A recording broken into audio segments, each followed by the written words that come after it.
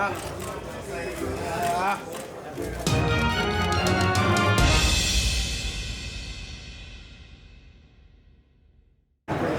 punches, you know, so that's what you got to know about. Not much changes. Was there any hiccups in terms of his mindset or stronger mindset because he wanted Harrison? You know, because as an athlete, you want that get back, you know, whether it's cards or boxing. It always is a hiccup, right? It changes, opposition changes, but because of that, just, you know, you deal with whatever and make up your mind, this is what we're fighting, keep on going. Can we drop down 7 pounds, contract signed, sealed, and delivered at 147? I don't know about that. I promise on it. You gotta talk to somebody else. Talk to Al Haymon. Well, we can't. I don't even know. I don't know if he exists. Does he exist? I'm just saying. I mean, you know, you gotta talk to Shawn Porter. Earl's in camp. He said he's back. He's fighting in September. Getting ready. Getting ready. For Shawn Porter? Opponent to be named later. Opponent to be named soon. No, look. All I know is we training. Like you're supposed to train. And when they tell you whatever's going on, you know, they let us know. We'll know. Everybody will know. How do you move from a Shawn Porter or to a Shawn Porter from a Mikey Garcia? Do you know? I mean, it's like just, it's no different. I think that it's no different than being in a situation where you fight an amateur. Every day is somebody different. So we have months in between to prepare, to watch a guy. And with Shawn, we've been around and we know him. Errol sparred many rounds with him before. Oh, he sparred. He did spar. He sparred a lot. Yeah, he sparred a lot. He was one of the sparring partners for the Olympic Games. He helped Errol get ready for the Olympic Games. And Shawn was getting ready for fight for the world title. So he was #1 in the world. Oh, for Devin.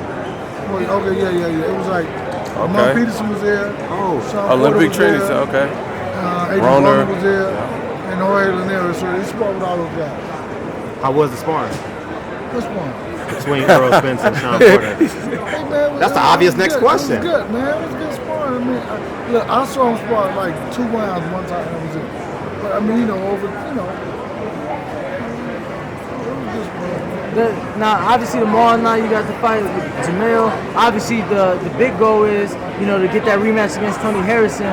However, a lot of people in the sport may be saying that this might have been a blessing in disguise to just get one in between the rematch, you know, between, you know, the past fight and the rematch. What are your thoughts, the mindset? Because obviously you guys were originally preparing for Harrison, but do you think that maybe this was a blessing in disguise to get one in before you guys step back in the ring against Tony Harrison? I think if you look at any fight as a blessing on this level, right? But I think at the same time, I don't know if it's a blessing in disguise when you want what you want, so you got to wait a little bit longer to get it. I mean, you know, nobody injury is a blessing, so, you know.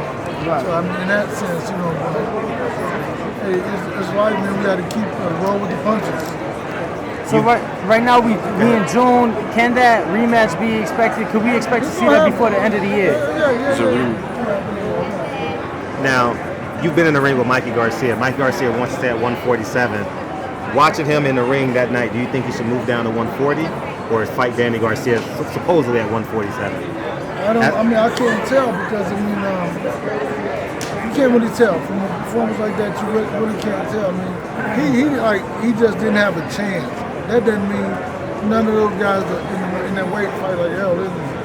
Throw punches like Errol, has the size of physical, you know, stature of Errol. So I can't say. I mean, I think that if he were to get Danny Garcia, I mean, it's on him. I mean, that's two good fighters fighting each other. That's what it's about. All right, Brad. I'm going to call you later. Now, Jamil was shredded. He was absolutely ripped. Does he carry in like kind of a chip on his shoulder? All the stuff with the Harrison kind of bad-mouthing him, saying this, that, and the third, and then having to switch. Does he carry that angst and that energy into this fight? Well, you know the Charlos, they always have a chip on his shoulder anyway, so, you know, it's like, so maybe knock one off and get it, the other one's still there, so, you know. Okay. You know, he wants what he wants. I mean, he's a tough guy. He's very rugged and raw, and you'll see what we've been working on. I mean, this is a different guy, quick switch, and he's hoping to be an Andy Ruiz, but not tonight. Not tonight. And did you get a chance to watch the fight, the Jamil Charlo Harrison, like actually watch it back? And how did you score? I did watch it back, but I didn't watch it back until camp started. Okay. and I scored it the same way. I don't think that. I just, from my perspective, I won't even say that you have to be the champ. I think that you have to be busier. And that's on both ends, so it doesn't matter. That's in the past, man. If that would have happened, we wouldn't be talking about, the guy anymore. So I like him a lot, and I think it's gonna be a great rematch. Not to overlook the opponent tomorrow night, but what changes do you feel need to go into the rematch in order to not leave any doubt in the judge's mind? Well, I'm not going to overlook the other guy. Like you said, I'm going to do what you said. And focus on the guy we having fun with, which is a tough guy, very durable, and very focused. Just because he lost to this guy, that guy, that's inspiration, you know what I mean? And we don't know what sparks individual will be great. Should you get the rematch, are you looking to stop Harrison this time? I feel like this. I don't go into a fight looking for knockouts, but the punches that we generally throw get knockouts. So I just want to be consistent in that aspect, the preparation aspect.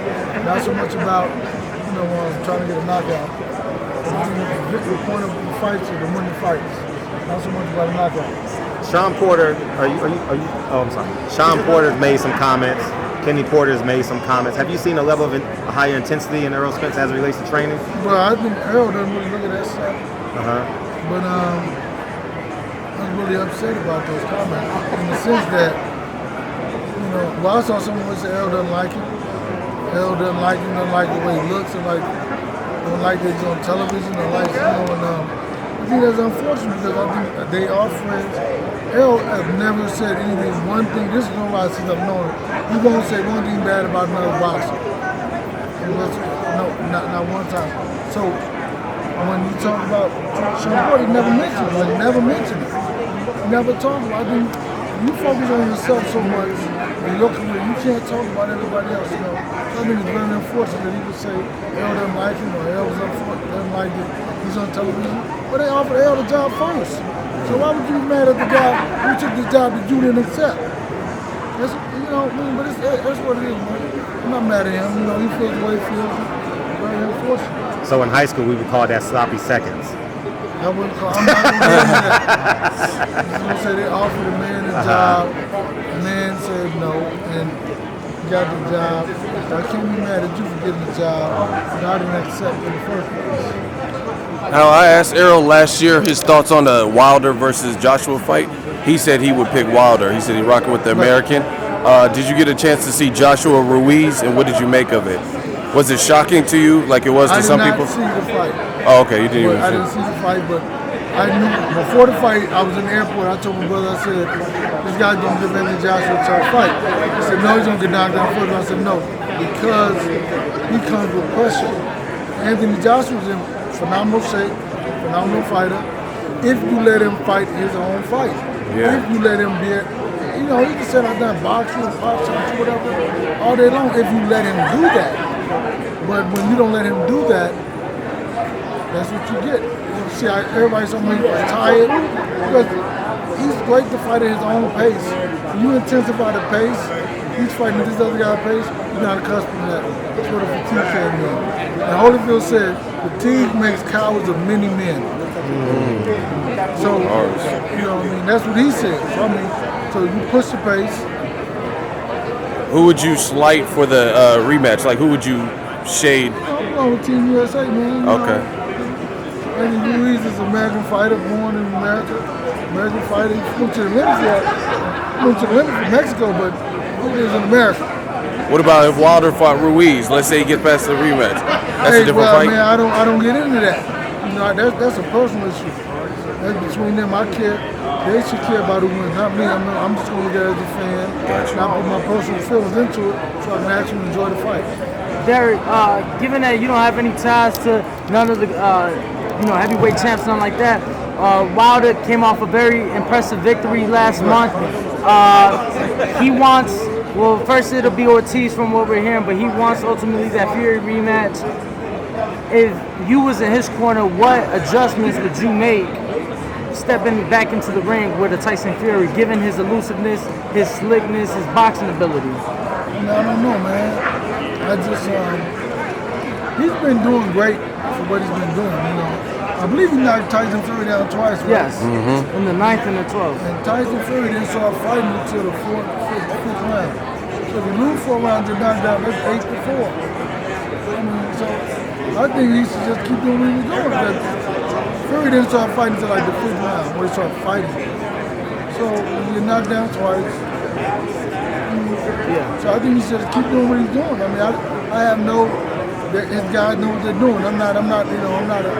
I'm focused. I'm an expert on what I do, not what other people do. One thing about Errol that I noticed that separates him from other people who reach the superstar status is he has a small circle and he stays kind of to himself. Like he's not showing all his camp and stuff like that. Where does that come from? Whereas some guys like they show that they live in the life and that kind of stuff when they get some more money, and he's just like I think that humble and who he is, man.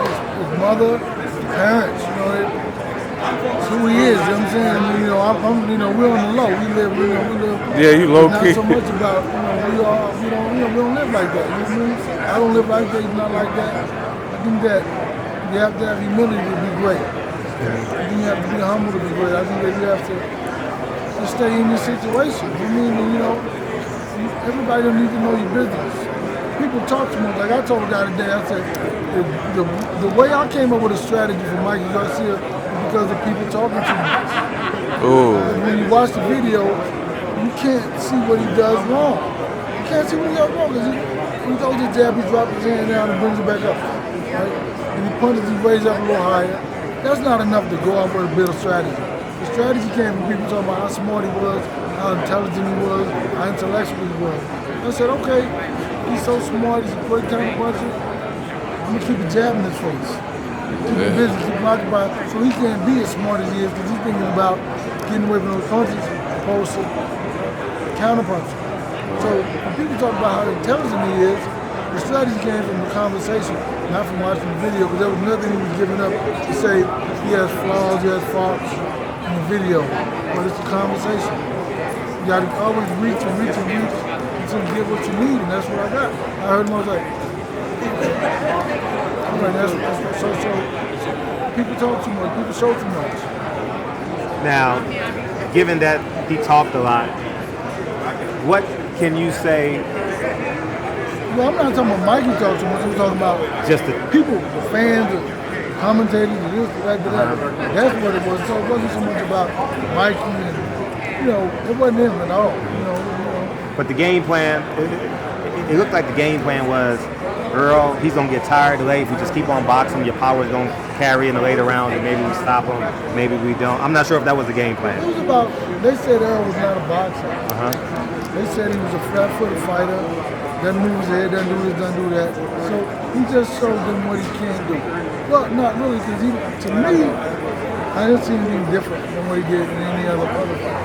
I mean, there's much more. He didn't sit a lot, a little bit. He didn't sit on a lot of his stuff, a lot of his work a little bit more. Yeah, okay.